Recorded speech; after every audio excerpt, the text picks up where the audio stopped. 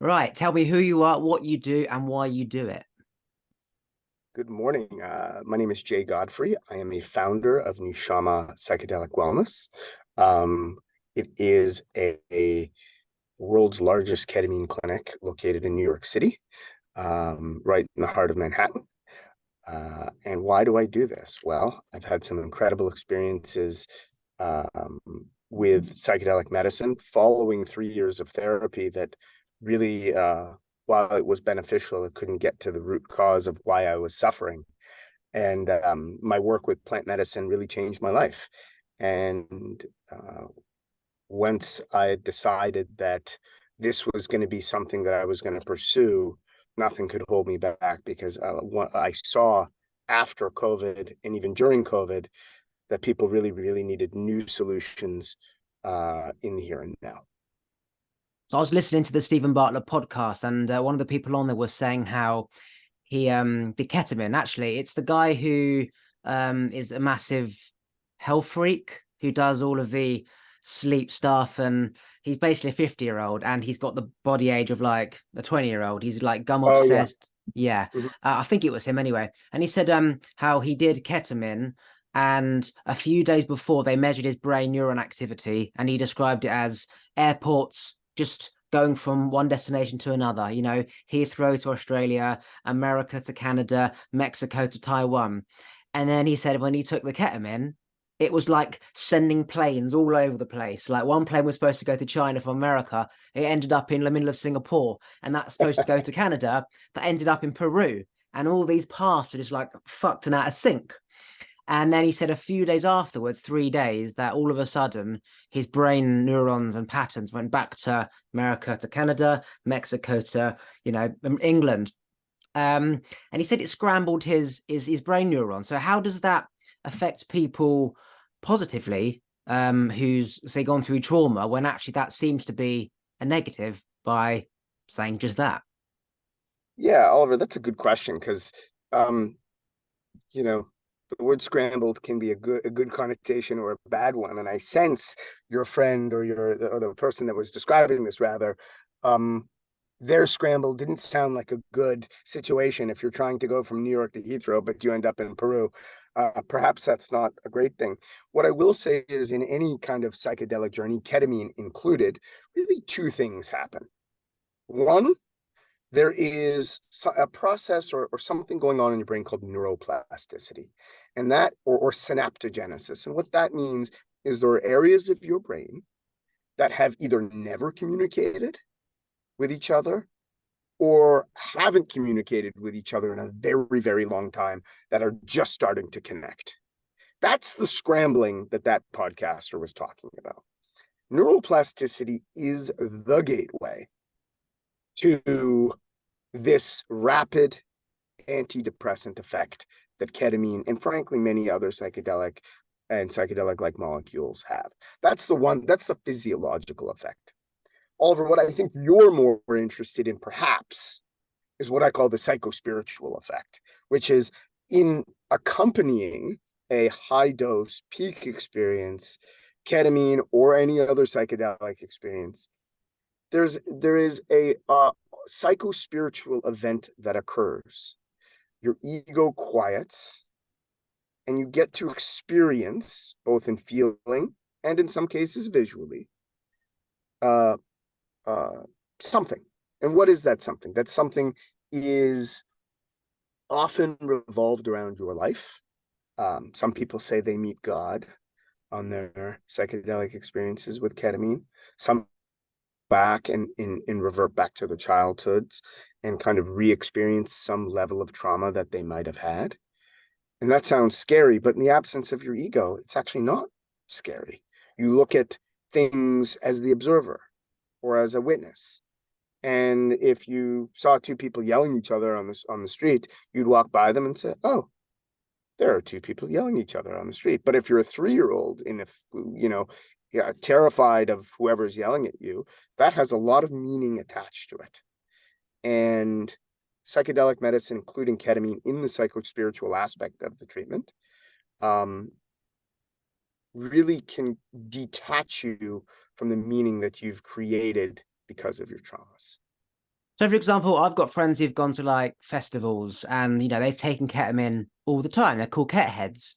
And obviously, they've got trauma. A lot of them have trauma. So, why is it that when they're at a festival and they're taking all this ketamine, they're simply using it to enhance their moment with the music and the people versus going back to their tent and having this awakening of, fuck, I remember when I had this traumatic event when I was a child.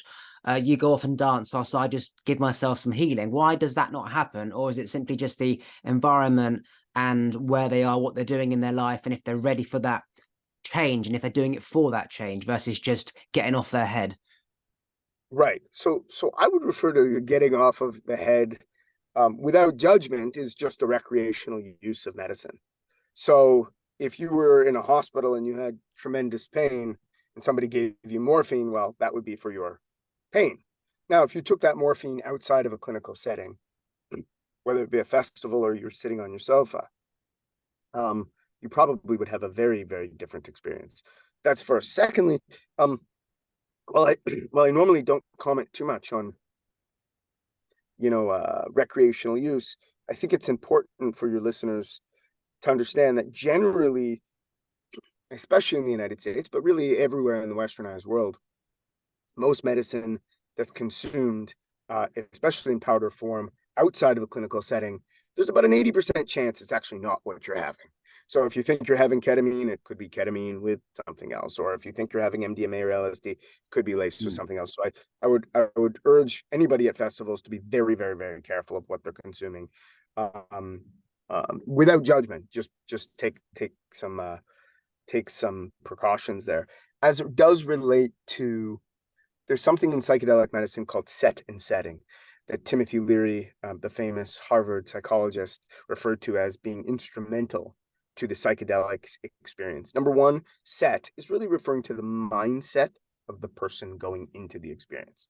Are they looking for an escape at a festival where it's just about, dancing and doing whatever you do at a festival? Or are they looking with intention to go within? And we have certain things that we use here at Nushama as tools that really enhance people's mindset. Number one, we relax them with some breath work. We put an eye mask on them so they're not distracted by what's in the outside world. We put noise canceling headphones on with specific types of music that really is conducive to going within. So that's kind of the mindset part. And the setting where you're doing your psychedelic experience. Obviously, it's whether you've had experience with psychedelic medicine or not.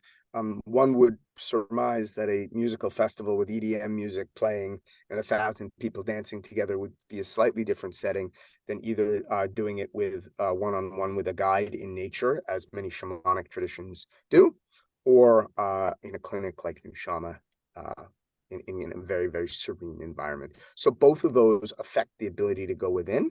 And when there's real intention, i.e. the mindset, it's a far, far different experience. So what's the difference between, say, in terms of neuroplasticity and what it does to the brain between taking, say, mushrooms, DMT, ayahuasca versus ketamine, which is horse tranquilizer? And why is it that it has a different effect on a horse as it does to a human? And is the negative effects to taking ketamine? And if so, what? I'm going to address the horse tranquilizer thing first, Oliver. I would say that ketamine, first and foremost, before being a psychedelic, before being a horse tranquilizer, is a anesthetic used on every single child in the Western world in a surgery.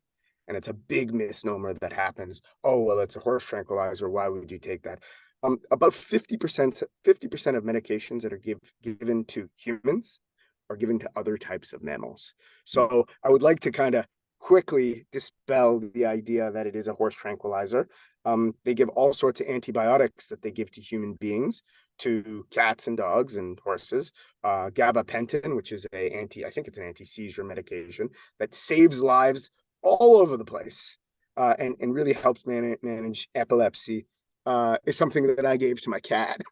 So I'll put the horse tranquilizer idea not to rest, because it does actually help tranquilize horses, but it is first and foremost an anesthetic for children. and an analgesic for a lot of people. As it relates to the question of neuroplasticity, how does it vary?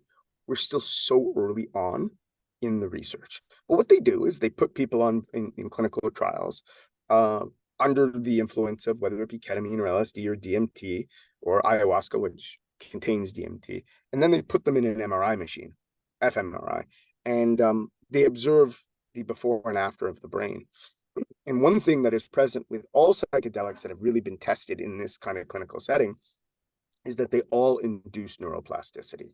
And that's what's so exciting about this entire field of research. Is that the only way to get neuroplasticity? No, of course it isn't. If you're willing to, there's probably not a Buddhist monk in the world who hasn't, if they've spent 30 years in meditation, their brain looks very, very similar to what a person on a psychedelic medicine looks like. So really, you can get to that same place that these substances can get you to simply by yourself. So it's like when people say, don't go under a ladder, don't go over 3 drains, make sure elephants are facing the window, don't, salute at a magpie. All these things are negative. So you think something bad's going to happen if you don't do it. So for example, in paracetamol situation, you think it's going to help you. So it does. It seems that if I don't believe that meditation can simply expand my neuroplasticity and I need a substance, then that substance will allow me to do that. But really what you're saying is you can access it and do it yourself. Like DMT can be released in the pineal gland. You don't need to lick a frog, for example. So really, if we can get to these places ourselves, we don't really need it. And if we can do the same thing without a substance, that means technically the substance isn't actually bad. I totally agree with most of what you're saying, which is most people, anybody can achieve a state of nirvana, or all the words that are in the background behind you: awareness, patience, water, gratitude, selflessness, in every spirituality in the world, whether it be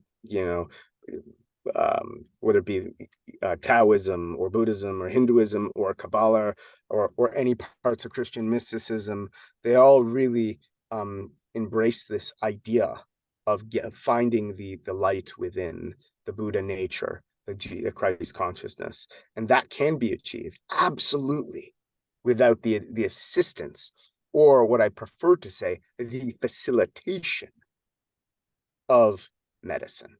And one thing I do not believe in, and none of us at Nushama believe this, which is this is not a cure. So having ketamine or LSD or DMT, these are not cures. These are medicines that have been used in many ancient and spiritual traditions to facilitate an opening. Now, whether you choose to go through that opening is your choice. One of the things I guess I would kind of ask you is, when you had your awakening of sorts, would you say that it happened because somebody, forced you to walk into a church or a synagogue or this, or would you say is wherever the door opened, you saw the opening for yourself and you actually made a choice?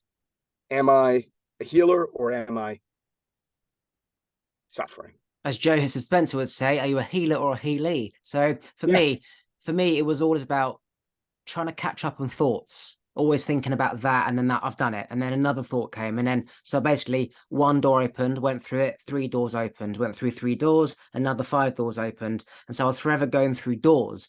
And only when I came off my medication was I able to go through all these doors in lightning speeds, that there was no more doors to go through, meaning I'd answered all my questions I had at that moment in time.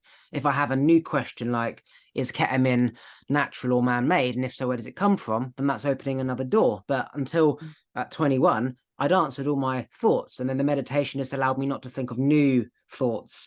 Where did ketamine come from? Is it natural or man-made? I can go down that path at any point and I'd probably never stop. So I was always catching up on thoughts. So I always wanted to know more. Wasn't that I necessarily believed there was more. It was just, if I have a question, I need to explore it. Is there ghosts? If so, how is there ghosts? How are they speaking? Are they actually consciously doing stuff, or is it just their energy moving shit? So it was just, call it a dog in a new field of smells, and every new smell just triggers off another, wow, this is new, and it just doesn't end. There's a great sense of wonderment, and I think that's an important kind of I don't want to say a parallel, but a similar type of experience. Again, like, we don't advocate using these medicines long term. What we do advocate, Oliver, is really the safe administration whereby people can access those smells for the first time. Yes. Right. So you talk about the dog smells. Well, I have friends of mine that I walk away from a meeting, and I'm like, they are not even aware at this moment that they're looking straight up against a wall, and on the other side of that wall is freedom and abundance and awareness and nirvana and Krishna and the light and whatever you want to call it. So it's almost like, imagine the wall. You're giving that person a little bit of a boost. They get to peek over, and then it becomes their choice. Now that they know there's another world, now that they know that there's an opportunity to live in gratitude and to live in stillness and to live with the basic idea that there's something greater than ourselves out there.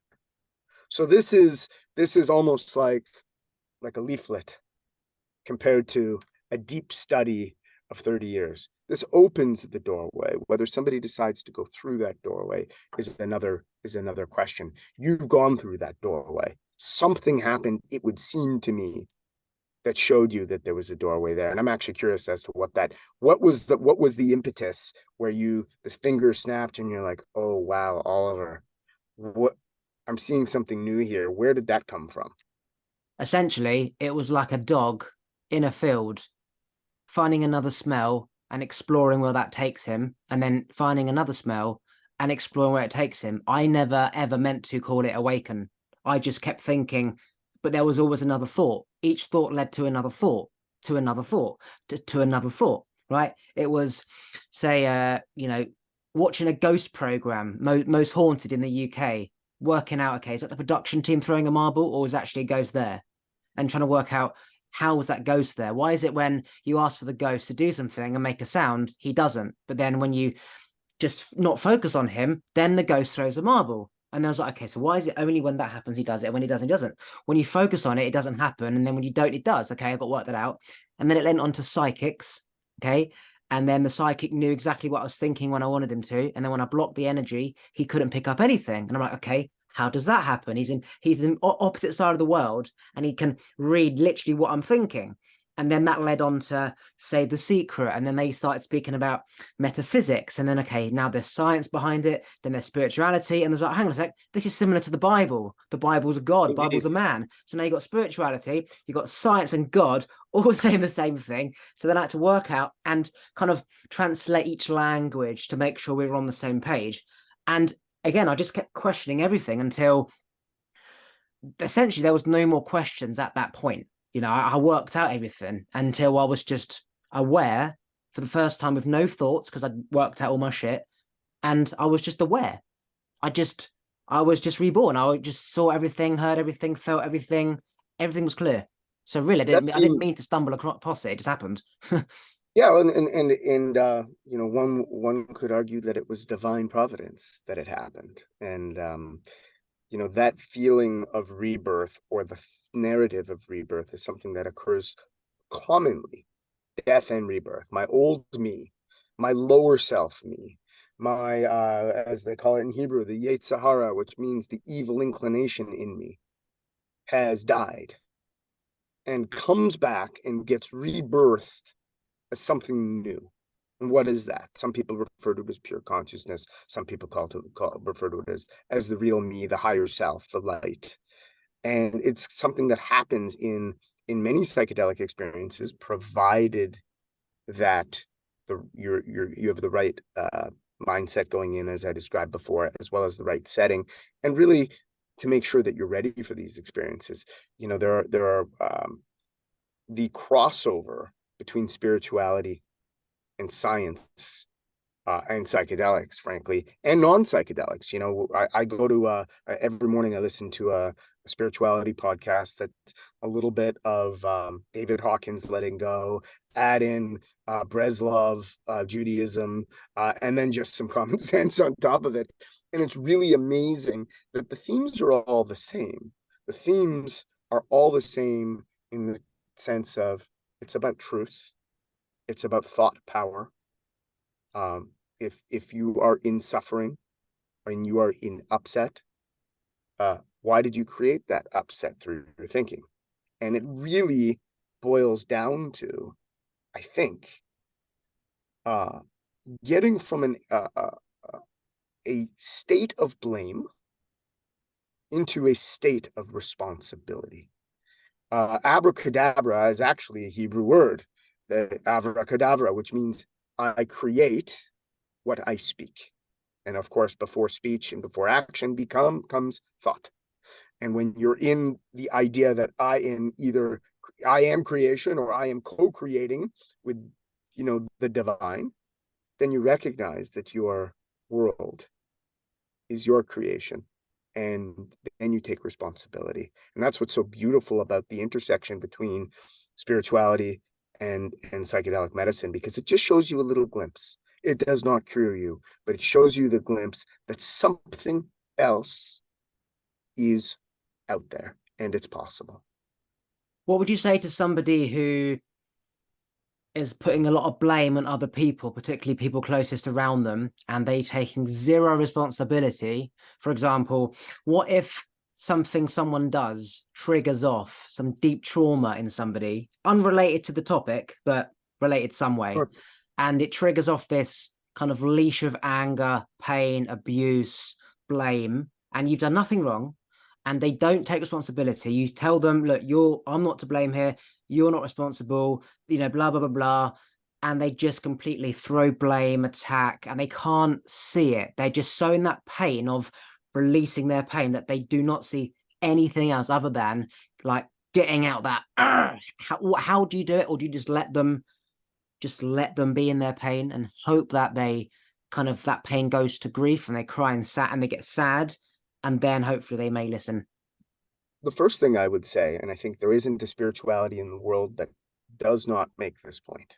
There's no out there. There's no outside triggers. There's only inside triggers. So it wasn't you, or it wasn't the tree blowing in a certain direction, it wasn't somebody cutting you off in traffic, or it wasn't, the BBC or Fox News. It was none of these things that made you feel that way. This is all an internal thing. That's the first thing. Secondly, you commented on something being released. I would argue the opposite is happening. When people get triggered and you've triggered somebody, what they're doing is actually suppressing it. They're going into a fear state and they're saying, no, no, no, no, walls are going up. I can't possibly deal with this fear. I will be annihilated, and go away, go away, go away. But if they sit with the fear and say, okay, what's actually going on? Why am I triggered by what Oliver said? Why am I triggered by the fact that, he said something or didn't say something? And why is that making me upset? And so much of the suffering and getting into this idea of responsibility, or I would call it a different word, freedom, has to do with this idea that there is no out there. There is no out there. Your entire existence is only created by thoughts and thoughts only. So what I would say to that person, first, there's no out there. Everything you think you create. And secondly, observe your thoughts for a day or two. And every time a fear comes up, anytime anger, anytime pity, anytime ingratitude, anytime there's lack of understanding, anytime there's negative self-talk, stop, observe it. And maybe, just maybe, you can substitute it with a different thought. For people who have lack of self-worth. Oh, I'm terrible. I'm not good enough. I'm too fat. I'm too thin. I'm not rich enough. I'm too rich. Whatever the negative self-talk is, how can you get into the not daily practice, constant practice of speaking to yourself in the opposite way of substitution? I am okay. I am good enough. I am healthy. I am strong. I am abundant. I am, patient. I am loving. I am generous. I am caring. All of these things. And when you get into the practice of it, slowly, slowly, those negative thoughts start to quiet. And as they start to quiet, it becomes a practice of yours to look at everything with that sense of wonderment, like going into a field as a dog with all those new smells and just observing, wow, how lovely.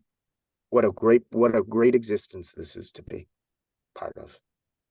What if that person knows that, right? They know that in terms of wisdom, they know it, they can talk it, they can preach it, and you bring it up, just observe your thoughts, don't say that about yourself.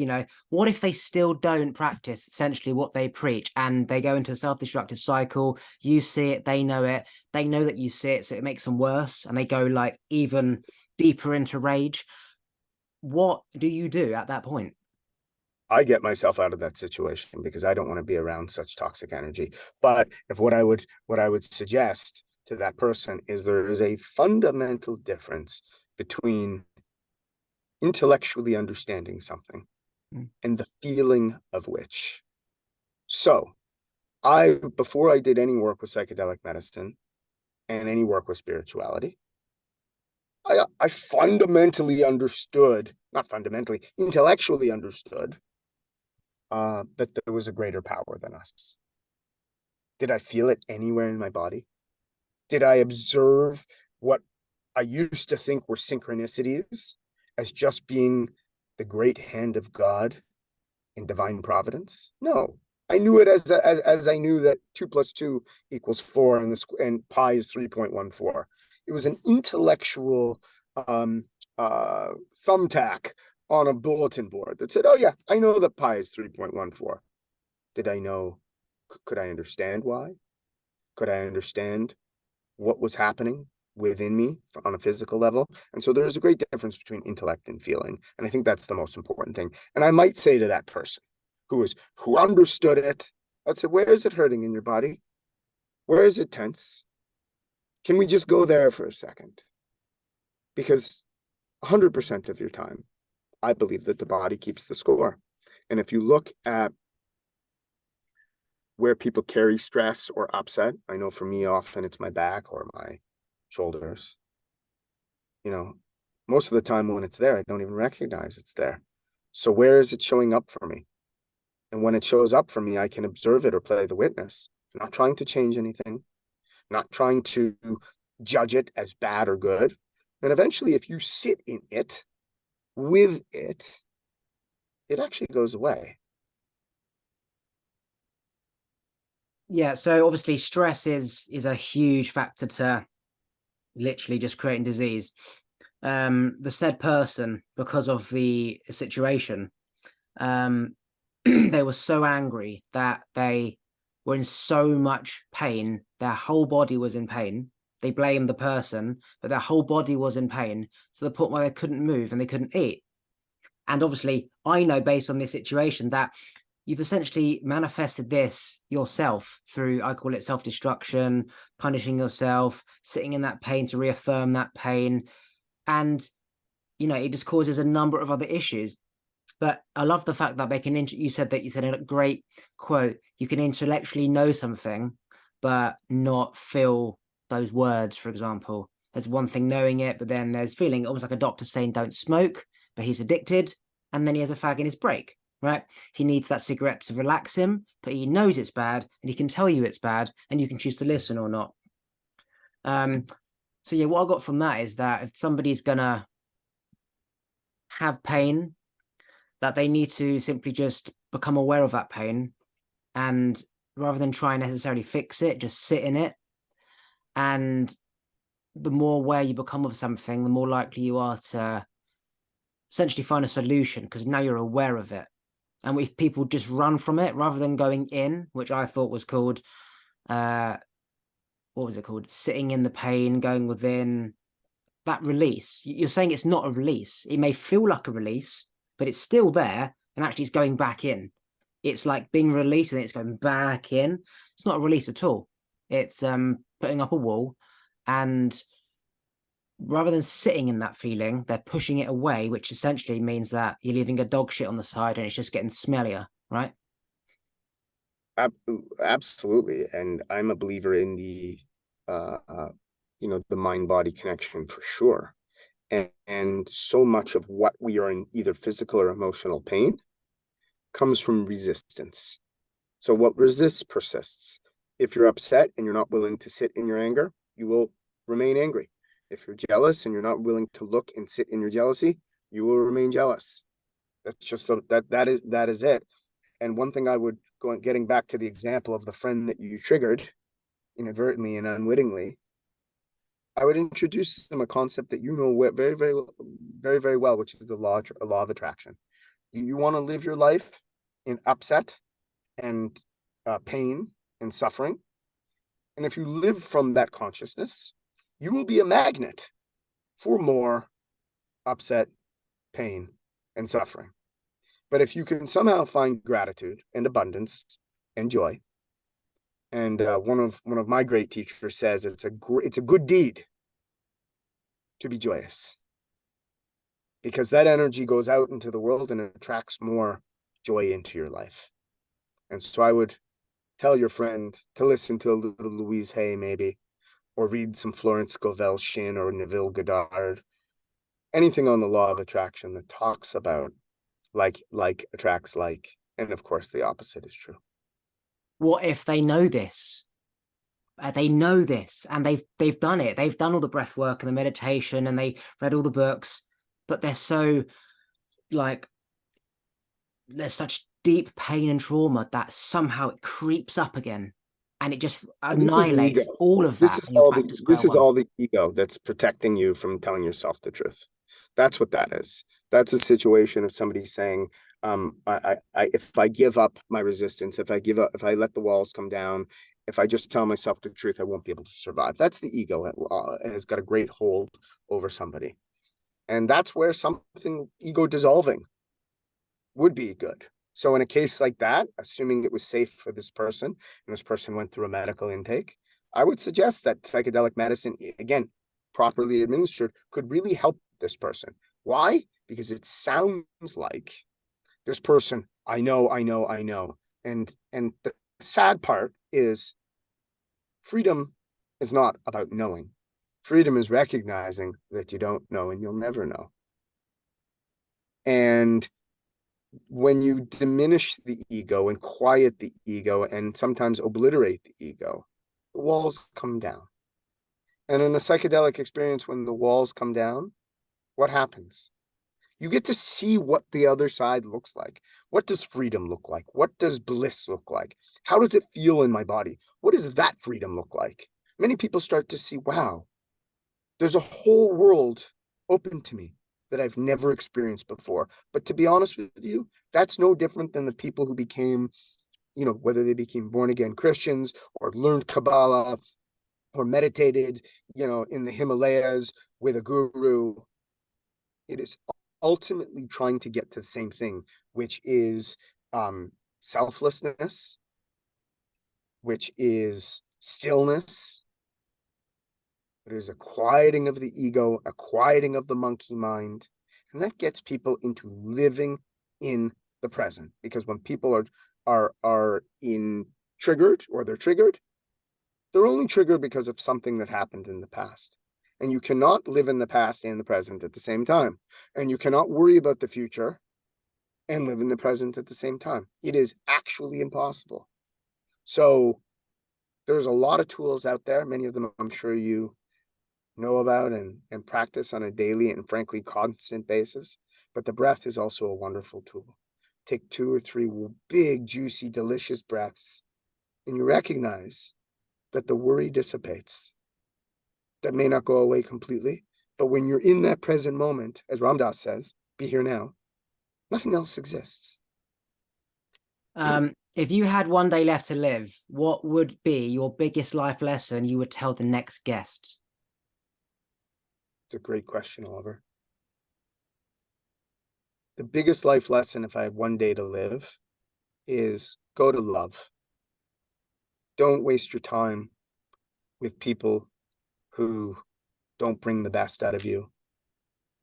Embrace the people in your life that care for you and you care for, that you connect with, that have that where there's flow and joy and abundance. And it's just they create lovely experiences just being around them. I would encourage people, go to love. And what if these people have, a 10 out of 10 positive loving side, but also a 10 out of 10 negative destructive side, where there's highs, but the lows are equally as good, and you love this person? Do you stick around and absorb the negatives, or do you have to sacrifice the highs and essentially let them go? I don't think you can be 10 out of 10 in both categories. I don't think you could be 10 out of 10 in love and 10 out of 10 in suffering. People who spend their time in stillness and generosity and compassion and charity, and they stay there, they know nothing from this lower self talk. You cannot be both in your lower self and higher self at the same time. You cannot be in godliness and in Satan at the same time. So I always ask myself, regardless of what your spirituality or religion is like, all right, let's use God or Krishna or the light. What type of behaviors espouse that? Is it godly to steal? Is it godly to be in anger?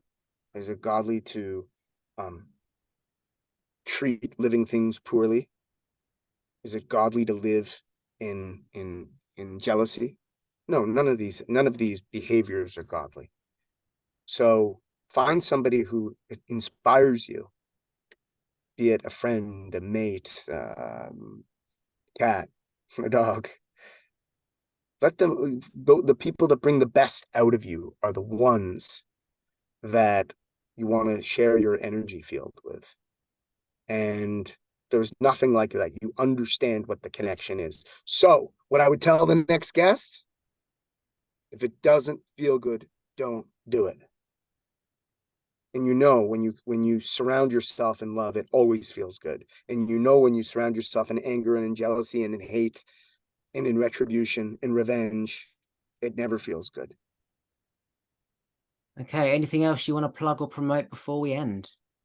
Look, we're in the psychedelic field, and we do a safe medically supervised psychedelic experience here for people with depression and anxiety and PTSD. So check us out at nushama.com on the web, and at our Instagram at Nushama Wellness. And yeah, that's it. Thank you for having me on. It's always great talking about things that aren't necessarily about medicine, but are about the spirit within, because all these things like depression and anxiety and PTSD are just because our spirits have been broken. And we can always, always, always come back to become reinvigorated and rejuvenate the spirit. So thank you very much for bringing this topic to the fore. Thank you. Thank you very much. Take care. Take care. All the best. Ciao.